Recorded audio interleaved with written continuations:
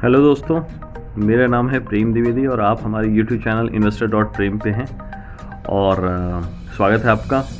आज हम लोग लेकर आए हैं एक शेयर्स का रेप्लिका, निफ्टी 50 का रेप्लिका, जिसका नाम है निफ्टी 50। निफ्टी 50 वो चीज़ है कि जो टॉप के 50 शेयर्स हैं जिसको हम निफ्टी में देखते हैं, उन्हीं का एक रेप्लिका है निफ्टी 20 के नाम से। निफ्टी 20 भी वैसे खरीदा और बेचा जाता है जैसे कि हम किसी कंपनी के शेयर्स को खरीदते या बेचते हैं। ये कुछ पॉइंट्स मिला के आप इसको आसान शब्दों में समझें कि हम निफ्टी 50 का एक छोटा रूप है जिसमें कि हम शेयर्स के रूप में उन 50 शेयरों में उन 50 कंपनियों में हम अपनी इन्वेस्टमेंट्स कर सकते हैं, बहुत छोटे छोटे रूप में। इसको फ्रैगमेंटेड नहीं है कि ये अलग अलग कंपनियों में हमें शेयर्स नहीं खरीदने, ये हमने उन टॉप के 50 कंपनियों के शेयर इकट्ठे खरीद लिए हैं और बहुत छोटे से वैल्यू में। से फॉर एग्ज़ाम्पल आज की डेट है 8 मार्च, वुमेंस डे का दिन है। आज हमने जो अगर निफ्टी 50 के इन निफ्टी 20 में जाएंगे तो इसमें जो ट्रेड कर रहा है वो 161-62 रुपये के आसपास का ट्रेड कर रहा है। तो अगर आप ये समझें कि जैसे एक किसी शेयर की वैल्यू हम खरीदते हैं 161 या 62 रुपये की, तो वैसे ही इसे भी ख़रीदा जाएगा। इसे खरीदने का मतलब है कि हम टोटल जो टॉप के 50 शेयर्स हैं उसके अंदर आप एंटर कर जाते हैं। अगर उनकी वैल्यू बढ़ी तो आपके शेयर्स की वैल्यू बढ़ेगी और अगर उनकी वैल्यू घटी तो आपके शेयर की वैल्यू घटेगी।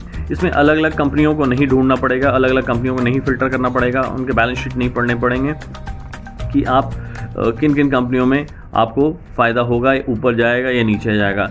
इसमें तो ये है कि अगर ऐसा होता है कई बार क्या होता है, किसी कंपनी के शेयर्स हज़ारों में खेल रहे होते हैं और अचानक से वो कंपनी डंप हो जाती है। से फॉर एग्ज़ाम्पल यस बैंक, से फॉर एग्ज़ाम्पल वोडाफोन आइडिया, इनके शेयर्स कभी अच्छे ट्रेड कर रहे थे, पर आज के डेट पे ये 10 रुपये, 12 रुपये, 15 रुपये ऐसे प्राइसेस में ट्रेड कर रहे हैं। तो ऐसे शेयर्स की वैल्यू हमारे लिए तो बिल्कुल ज़ीरो हो जाती है, क्योंकि जैसे हमने मान लो आइडिया के शेयर खरीदे थे 300 या 400 रुपये की और आज वो शेयर वैल्यू बच के 10-11 रुपये पर ट्रेड कर रही है, तो हमारे पैसे तो ख़त्म हो गए।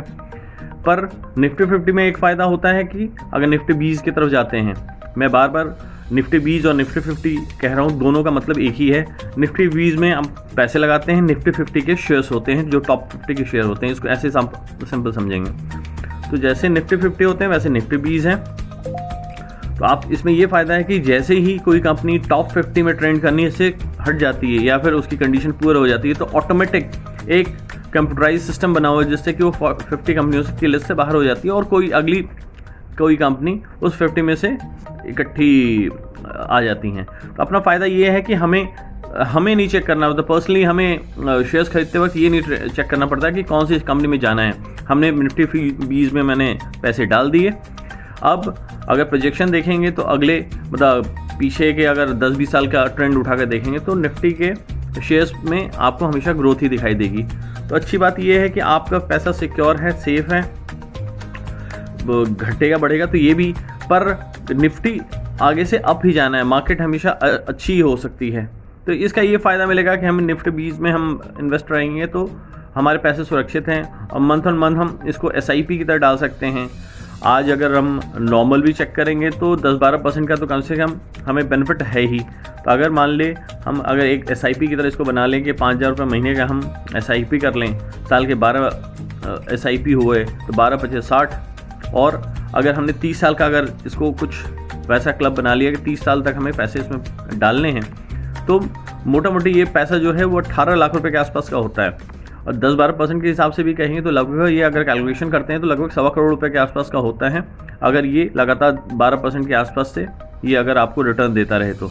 इसको अगर कंजर्वेटिव साइड में अगर 10% भी रख लें, जो कि हमारे किसी भी फिक्स डिपॉजिट से बेटर होगा, किसी RD से बेटर होगा, तो आप ये समझे कि वो भी वैल्यू लगभग 98 लाख रुपए के आसपास की होती है। इसका एक अलग कैलकुलेशन मैं अगली किसी लिंक में दे दूंगा, किसी वीडियो में दे दूंगा, जिससे कि आपको भी ये आइडिया होगा कैसे कैलकुलेशन अपनी करनी है। पर मोटा ये फ़ायदा है कि हम ये नहीं, हमारी सरदर्दी है कि कौन सी कंपनी अच्छा ट्रेंड कर रही है, कौन सी नहीं कर रही है। हमने निफ्टी में पैसे डाल दिए, हमें सिर्फ एक फिगर देखना है कि क्या निफ्टी आज अच्छा कर रहा है।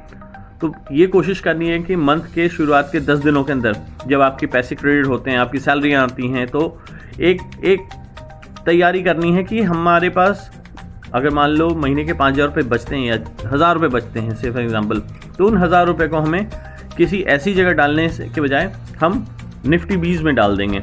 निफ्टी 20 का भी सेम ही पैटर्न है, जैसे हमें ट्रेडिंग अकाउंट खुलवाना पड़ता है, जैसे हमें अपने डीमैट अकाउंट खुलवाने पड़ते हैं, वैसे ही ये अकाउंट खुलेंगे और उसके अंदर ये जैसे हम किसी शेयर्स को खरीदते हैं वैसे निफ्टी 20 खरीदेंगे। आशा करता हूँ कि आज का वीडियो कुछ आपके लिए हेल्पफुल होगा, एक नया विज़न होगा। ये उन स्टूडेंट्स के लिए, उन नई जनरेशन के लिए जो अभी नई सैलरियाँ ड्रॉ करने लगे हैं, नई सैलरियाँ नई नौकरियाँ में आए हैं और शेयर्स मार्केट में इन्वेस्ट करना चाहते हैं पर आइडिया नहीं है उनको कुछ भी, तो उनके लिए मुझे लगता है कि एक अच्छा टर्न अराउंड हो सकता है कि एक निफ्टी 20 की बात को समझें। इसको बहुत ज़्यादा प्रमोट नहीं किया जाता है पर ये उतना ही वर्थफुल है जितना कि एक किसी कंपनी, चाहे वो रिलायंस ले लें या किसी भी XYZ कंपनी का नाम ले लें, वो जितनी वैल्यू रखते हैं उससे ज़्यादा कहीं वैल्यू, क्योंकि ये टॉप 50 कंपनियों का क्लब है और उनका रेप्लिका है एक तरह से निफ्टी 50 का। तो आपके लिए वैल्यूएबल चीज़ बता के जा रहा हूँ, आपको लगता हो तो आप इसमें इन्वेस्ट कीजिए।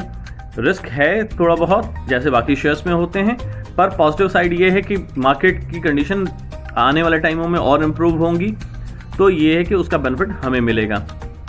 तो कोशिश करनी है और इन्वेस्ट करना है। थैंक यू दोस्तों आज के लिए, बाकी मिलते हैं अगली वीडियो में। Thank you.